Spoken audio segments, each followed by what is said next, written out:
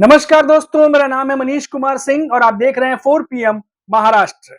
दोस्तों, इन दिनों खबरें जो हमें मिलती हैं, जो मैं देख रहा हूं और जो सुन रहा हूं, लगातार जो खबरें हम तक पहुंचती हैं, इन दिनों कुछ ऐसी खबरें हैं जो कंटिन्यूअसली आ रही हैं और वो है कुछ ऐसे नेताओं का बीजेपी छोड़ना जो कि देवेंद्र फडणवीस के करीबी बताए जाते हैं।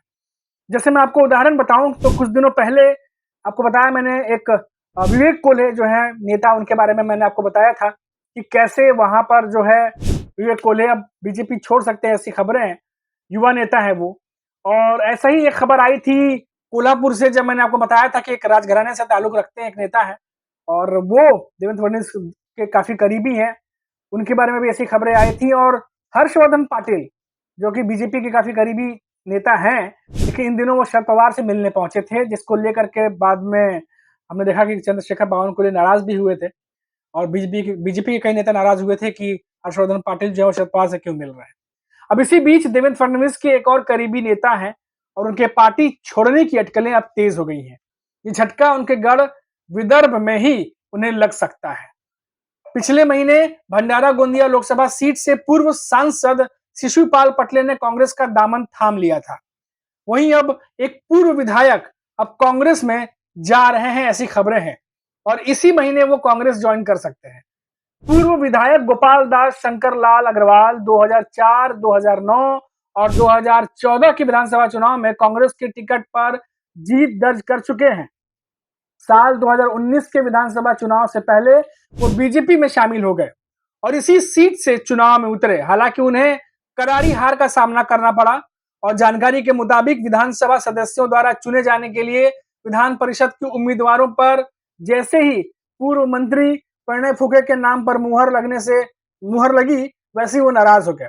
अब विधानमंडल की लोक लेखा समिति यानी पीएससी के अध्यक्ष भी रह चुके हैं और लगातार 2 बार वो भंडारा गोंदिया स्थानीय स्वशासन निर्वाचित क्षेत्र से विधान परिषद के सदस्य भी रहे हैं। अब कहा जा रहा है कि कोई गारंटी नहीं कि इस बार विधानसभा चुनाव में उन्हें बीजेपी टिकट देगी या नहीं और ऐसे में वो पार्टी बदलने के लिए बेचैन हो गए हैं, ऐसी भी खबरें आ रही हैं। हालांकि पूर्व विधायक की कांग्रेस में घर वापसी को लेकर पार्टी की तरफ से कोई जानकारी नहीं मिली है।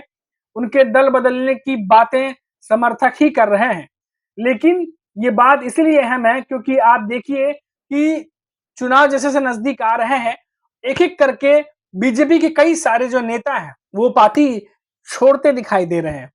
अभी कुछ दिनों पहले हमने आपको बताया था कि कैसे जो विवेक कोल्हे हैं, वो शरद पवार से मिले थे और उनसे मुलाकात हुई थी एक प्रोग्राम के दौरान और फिर साथ में दोनों जाते दिखाई दिए थे।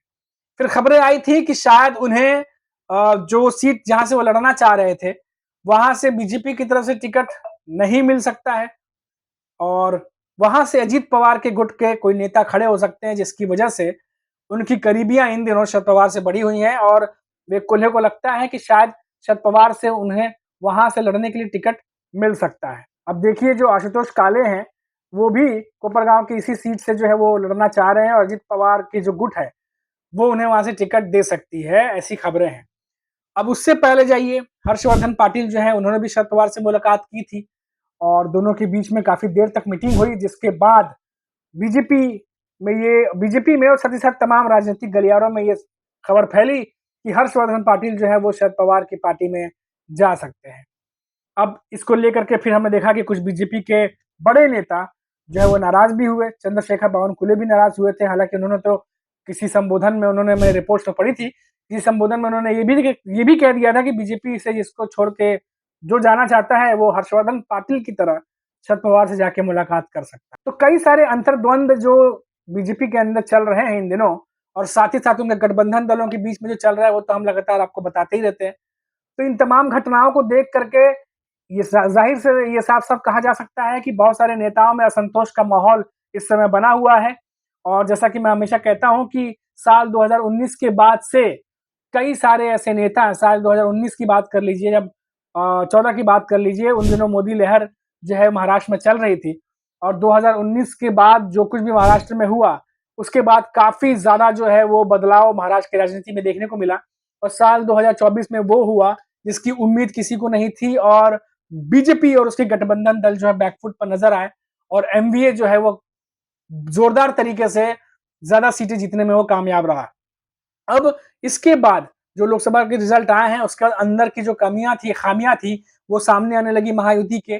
और कई सारे जो गठबंधन, जो नए नए गठबंधन के दल बने थे, उनके जो नेता हैं, जो महाराष्ट्र के इंटीरियर में है या फिर अलग अलग जगह पर, उनके आपस में मनमुटाव की खबरें बाहर आने लगी।